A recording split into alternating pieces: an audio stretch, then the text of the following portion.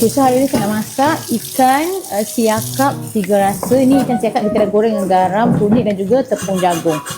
Potong-potong supaya apa tahu senang makan kan, kita ramai pula kalau macam mana. And then ini adalah lada capsicum. Okay, saya ambil warna merah dengan warna hijau. Kita potong dadu. Ini adalah kisaran bawang holland, bawang putih dan juga cili api. Cili bawang,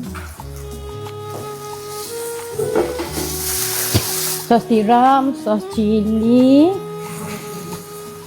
mushroom seasoning, sweet chili sauce, brand ayam ni daripada Thailand.